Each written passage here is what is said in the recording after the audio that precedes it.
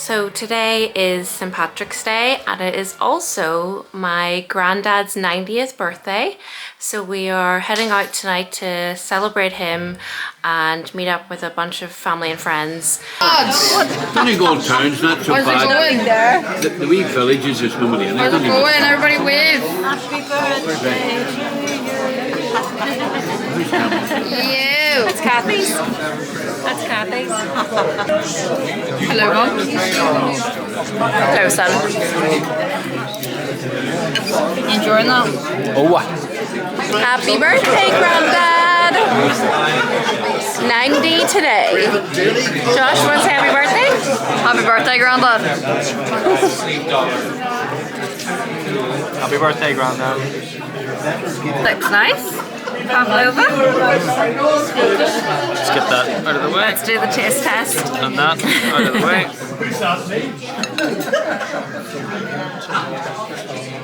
How's that? It's nice, but it's not as good as yours, baby. Something off that candle. Do we have to take something off the No, you just light it. Happy 90th birthday. Got some apple pie here. How nice does this look? You gonna give me a share? Probably not.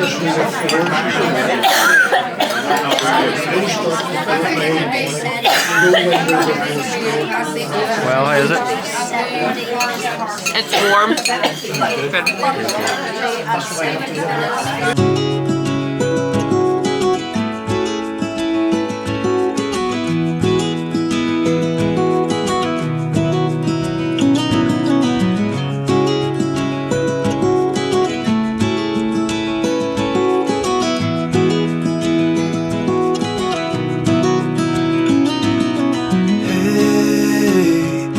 You want to leave this place where we grew up, this old town, just put it all behind. Remember you and I would always find somewhere to hide when we were kids, so we could see and hear the water run. The river's gonna cry when you're gone.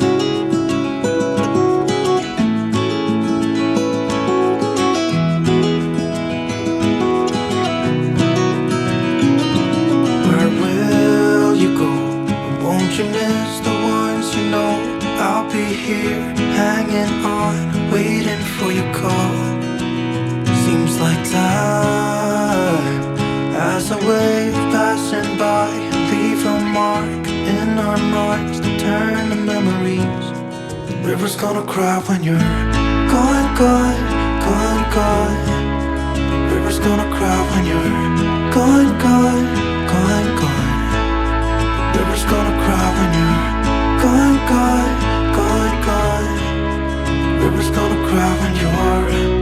The river's gonna cry when you're. The river's gonna cry when you're gone.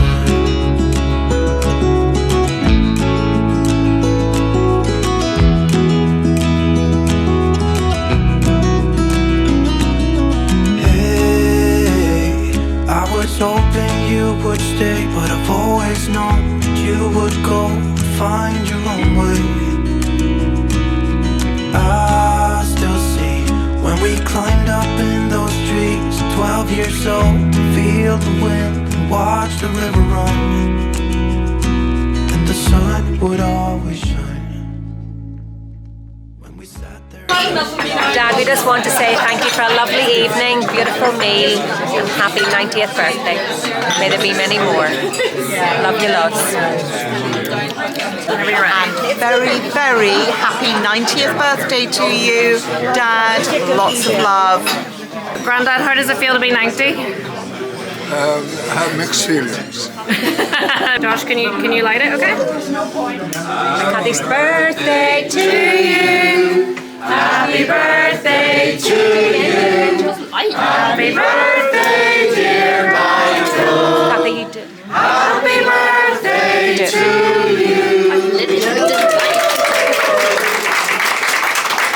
Very happy birthday, such lovely memories that go back quite a long time. So thank you, we've really enjoyed our evening here and meeting old friends. Happy birthday, Michael. Yeah. It's a pleasure to be at the party, to meet so many people, many of whom I haven't known before. and we wish you many, many more happy years. We did have this privilege, Michael, of saying happy birthday to you. We've certainly enjoyed being here, and we've seen more of you in the last few weeks than we have for a long time. Hi Michael, it's really lovely to be able to celebrate your birthday with you. A very happy 90th birthday. Hey Dad, great to be sharing your 90th birthday with you. I'm very proud of it. Keep walking. Behave yourself, Mum. It's a good picture. I'm impressed here.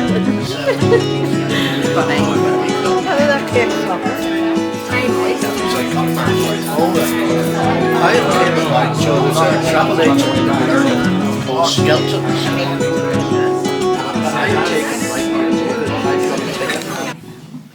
Hello, can you hear? Let me clear my throat. Can you hear me all right? Yes. Well, first of all, thank you very much for sharing this special occasion with me. And thank you to Jonathan for all the work he's put in to make it possible. And I want to tell you something about myself and my meeting with Hillary, which wasn't a particularly good one. He, another guy and myself were playing doubles tennis against this fellow and this girl, Hillary. And I had never played tennis against a girl before. And I hit the ball far too hard. And she was most unimpressed. And shortly afterwards, she confided with a friend. She said, I wouldn't marry that man if he was the last person on earth. So, and then I was just 18 years of age. And very shortly after that, I went to Cambridge University. And that was special in three ways. First of all, sport. I was very strong physically, and I represented the first-year students of Cambridge against first-year students of Oxford in throwing the discus. And then I made a great friend, just who had his rooms just a few yards from mine. I was a first-year student, he was a third-year student, and his name was David Shepherd. He became the captain of Cambridge and captain of England, and a very well-known cricketer, as you know. And then the other thing was faith. The man I shared room with in Cambridge was a Christian man, and I became involved with the Christian Union in Cambridge, which had a tremendous influence on my life. And then almost immediately after I graduated, literally within days, coming back to Dublin, I met up with Hillary. Now, I'd played tennis against her, as I told you, and from time to time we went for a walk together along by the sea, or went to a cafe, but there was nothing ever very special. But somehow at this church garden party, a few days after I graduated, I found myself sitting opposite her, and I thought, isn't she gorgeous? And it began like that, and within 3 months, we were in love. And we began to talk about the possibility of sharing our lives together. And she said, well, I would like you to meet my parents, you see. So I said, that's fine, I'd love to do that. So we boarded the train in Dublin, and as we sat opposite each other in the train with just a table between us, she said, you know, you haven't actually asked me to marry you. So sitting there across the table in the train, a most unromantic spot, I said, would you marry me? The answer was affirmative. Her father met us at the railway station and brought us to the home. And I must say, her parents were two of the most wonderful people I'd ever met. And it was a very, very great occasion. And I noticed that they didn't call her Hillary, as I had been doing. And they called her Hin, or Hinny. And the reason was that when she was a small girl, she couldn't say Hillary, and she called herself Hinny. And that is how she is known in the family. If you spoke about Hillary, you wouldn't hardly know who they were talking about. To everybody, it's Hin or Hinny or Auntie Hinny. And so we fell in love. And that was the 1st of October. 2 days later was her birthday, the 3rd of October, and on that day we became engaged. So that was a very special occasion. 6 months later, we went to Kilmarry Church in Castle Troy, just outside Limerick, and that's where we were married. And then we were together, as you know, for 66 years together. So I want to say 3 things. I want to say to her, thank you, him. I want to say, thank you, Lord. And I want to say thank you to all of you for coming here today.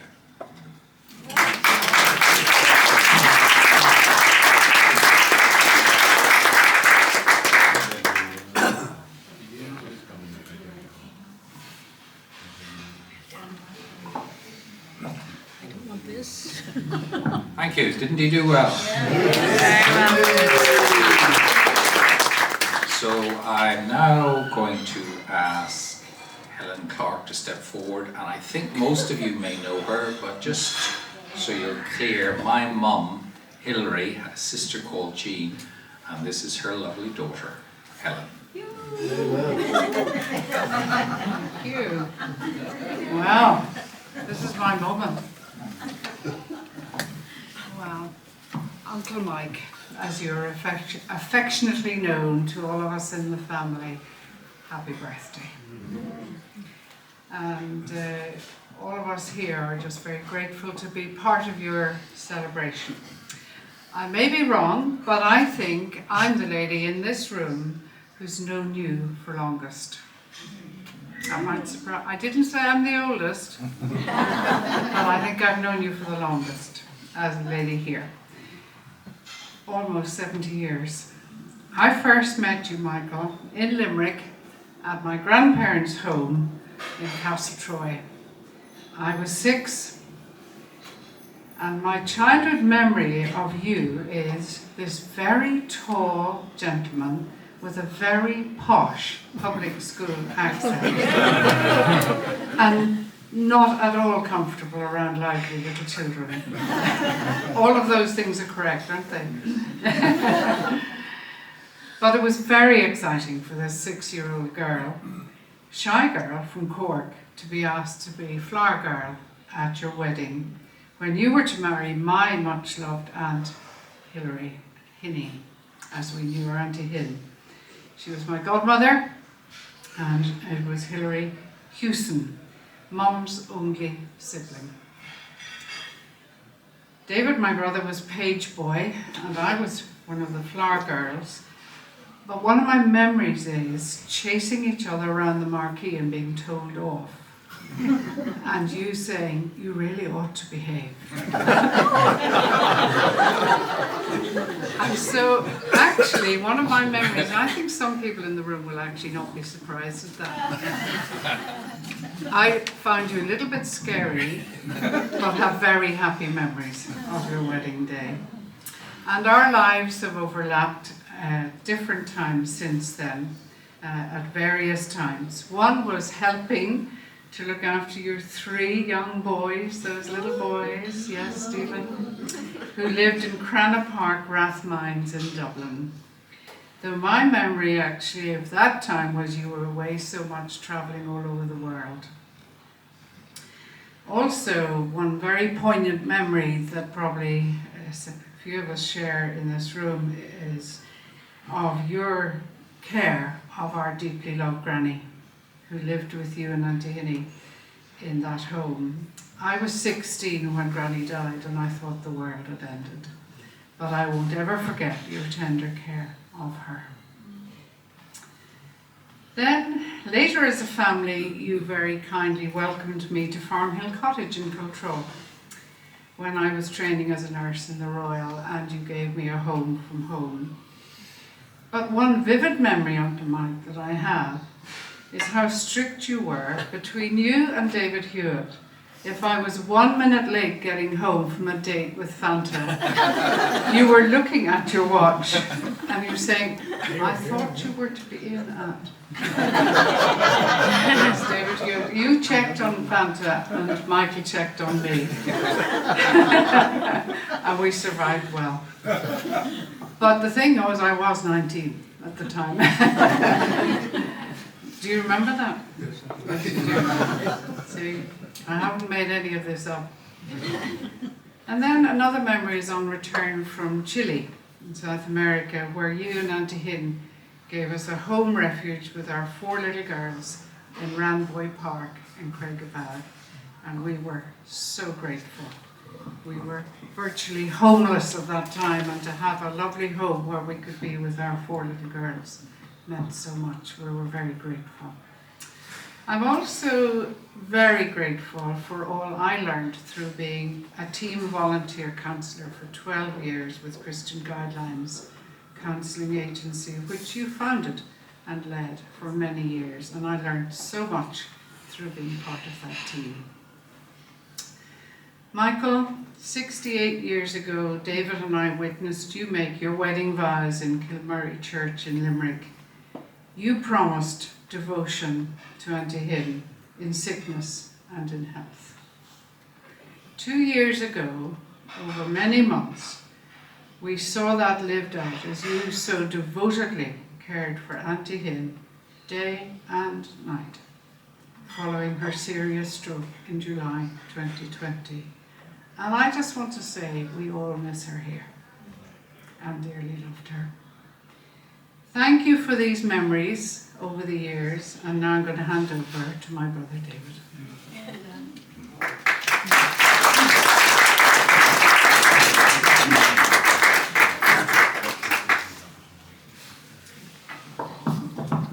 What an act to follow, and I'm not the gifted one. My wife is going to have to hold the mic because I have a speech here which I'll have to turn the pages. You need 3 hands. So, yes, look. So. It's upside down. Okay. Again, happy birthday, Michael. Michael, you like facts, so here's one. They say birthdays are good for your health. Studies have proven people who have more birthdays live longer. Most of you know Michael since he arrived in Northern Ireland. So I will give you a bit of history before he arrived in Hollywood. Now, some of these you've heard already. So, Michael lost his father during the war. And Michael went to school in Wellington College in England, then on to Cambridge University. Is that right, Michael? During that time, he came to faith at a boys' camp. This reminds me of one particular memory I have of Michael. He's taken me to a Christian camp in Scotland. I will never forget it. Every midgie in Scotland seemed to land on me for the full 10 days. I came home and my mother thought I had chicken pox and all the bites all over me. Michael and Hilary met in a tennis club in Dublin, which you've already had. Some 3 years later, they got married and lived in an apartment in Lansdowne Road. After a while, they moved into Rathfarnham in Dublin. In the 60s, Michael travelled widely as evangelist throughout Europe, the Americas, and as far away as New Zealand. And many, many people were impacted and came to faith through his ministry. As the family grew older, Michael decided to work at home to support Hilary and worked in the YMCA in Dublin. Then in 1968, he moved the family to Hollywood and worked in the YMCA in Belfast, and the rest you probably know since he came to the north. One of the boys shared with me they were all travelling in their car from Dublin and were stopped by the security forces in the north. And the officer said to Michael, okay, I can see your daughter in the front. Who are the three guys in the back? Henry glowed and laughed and set the boys off laughing when they heard their mum was called their sister.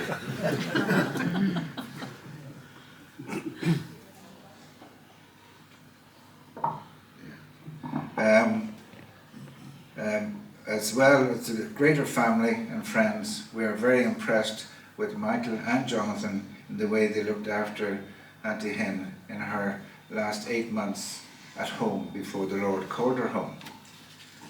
The devotion and care they both gave to Hilary was so moving, and I thank you both for this. Jonathan has also been such a great support to Michael before and after his mum passed away. Full credit to you, Jonathan, for moving from London and giving so much of your time to your mum and dad. Michael, I think I'm going to get a tattoo on my next birthday. You may also consider the same, as I think I'm putting on my tattoo my name and address. And my memory is fading as well. I'm not saying that you're getting older, Michael, but the candles cost me far more than your birthday card. Happy birthday, Michael. Okay.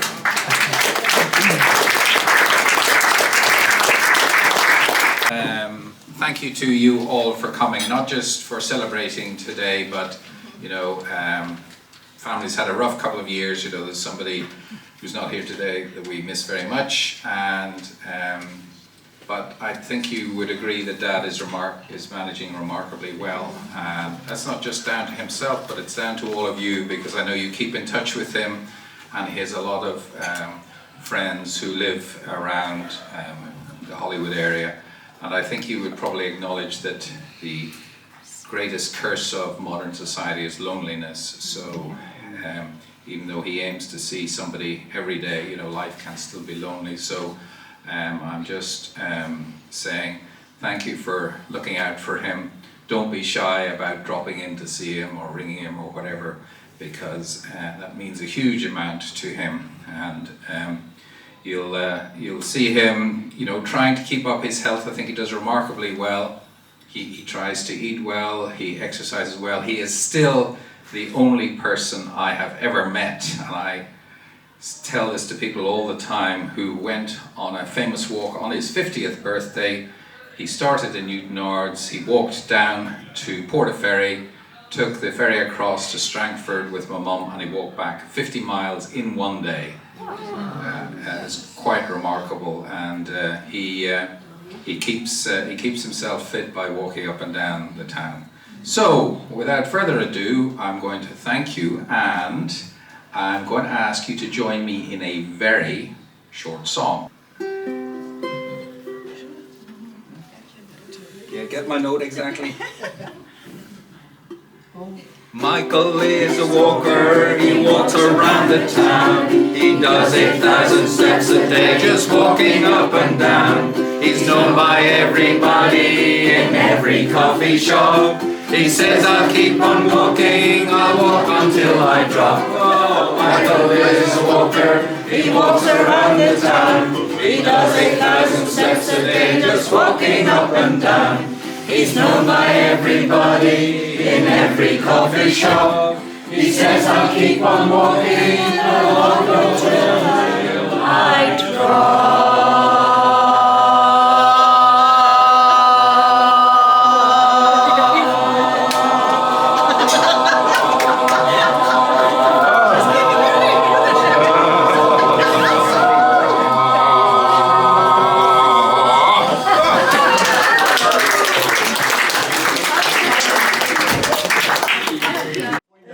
This is unrehearsed, but it would be very wrong of us if we did not express our appreciation for a simply wonderful evening.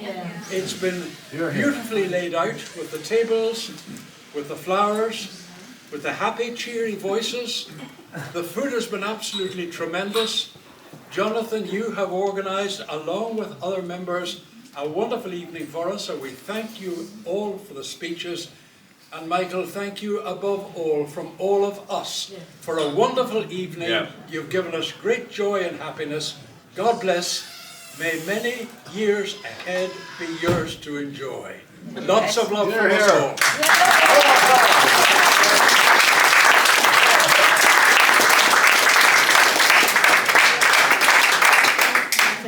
Are we ready? A very happy birthday, Michael. It's lovely to be here for your 21st plus 69. Is that right? Is that right, Josh? Yeah. The 69 and 21 make 90? Or have I got that wrong? Yes, it does. No, Good. it doesn't. It's 80. 69. Add one more. It's 80. Add one more. No, you've got it wrong. 69 and 21 Oh, wait, no, yeah. makes 90. Yeah, we've got it, Michael. Very happy birthday to you. Bye.